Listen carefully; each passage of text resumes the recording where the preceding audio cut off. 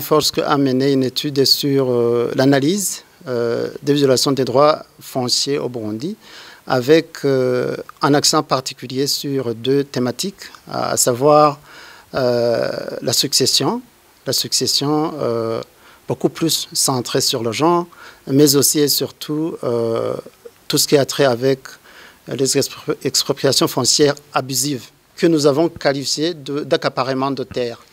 L'étude a porté sur toutes les provinces du Burundi et on a pu recenser 72 cas, dont 43 cas en lien avec les conflits fonciers en rapport avec la succession et 29 cas en lien avec les expropriations foncières abusives. Ainsi, par rapport à ce premier aspect, Forsk, dans cette étude, a constaté que la situation de problématique de succession au Burundi s'oppose beaucoup plus et avec acuité à l'endroit de la femme burundaise. Et cela est dû en particulier du fait que la société burundaise est une société patriarcale et c'est la masculinité qui est plus en avant que la féminité. Et cela donne poids, de par les usages, la coutume, la pratique coutumière, donne place aux garçons qu'à la fille en matière de succession. Et ce qui est malheureux, et même les juridictions, et même les juges, et même les intellectuels et consorts, ils considèrent que c'est la coutume qui prime sur toutes les autres sources de droit. Or, dans la hiérarchie des normes, normalement, la coutume viendrait en dernière position. Eh bien, dans la motivation d'un jugement, par exemple, on peut motiver que, comme il n'y a pas de loi spécifique sur la succession, la juridiction se rabat sur la coutume, alors qu'il y a d'autres références légales dont dispose l'arsenal juridique burundais, en l'occurrence les conventions internationales régulièrement ratifiées par le Burundi et reprises dans la Constitution, notamment en ses articles 13 et 19 et consorts. D'autres sources internes, comme le Code des personnes de la famille, en certains de ces articles, notamment en son article 122, 126 et consorts, prônent pour l'égalité, prônent pour la non-discrimination et donnent place à la femme dans le couple. Pourtant, ces dispositions sont à la disposition des juges, mais on ne s'y réfère pas. Et on a constaté que le juge lui-même subit ces pesanteurs sociaux.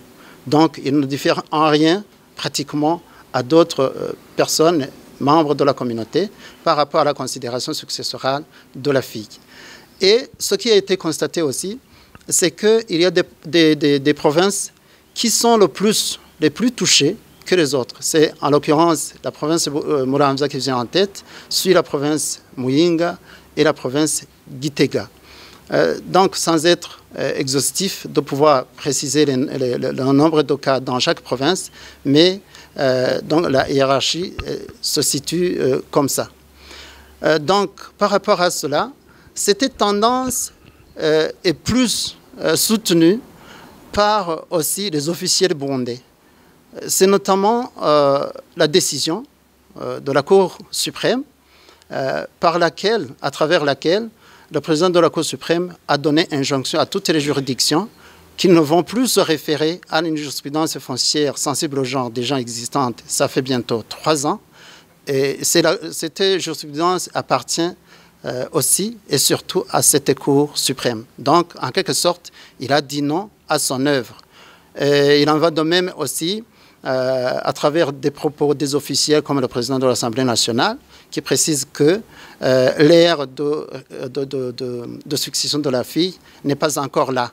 Donc pour dire que, et même les autorités du pays, les officiels du pays n'entendent pas, donc ne sont pas d'accord avec l'égalité de genre au Burundi, y compris notamment sur le côté de la succession. Concernant les expropriations foncières abusives, que nous avons qualifié d'accaparement de terre, c'est que ce phénomène tend à se généraliser, tend à se propager à travers tout le pays.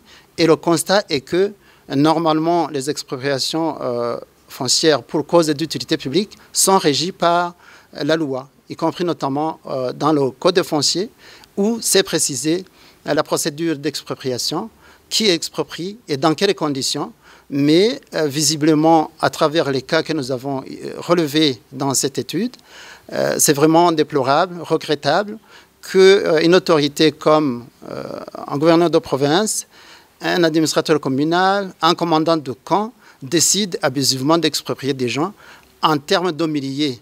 C'est le cas notamment, donc, pour le cas d'espèce, les provinces qui viennent en tête, c'est notamment Chibitoke, Rumonge, Makamba, Bubanza et Bujumbura. Et des cas, certains parmi ces cas, c'est vraiment très horrible, où, par exemple, à Mutambara, à Rumonge, on a exproprié des gens qui étaient établis à plus de 910 hectares. Vous vous situez à quelle ampleur ce conflit se situe.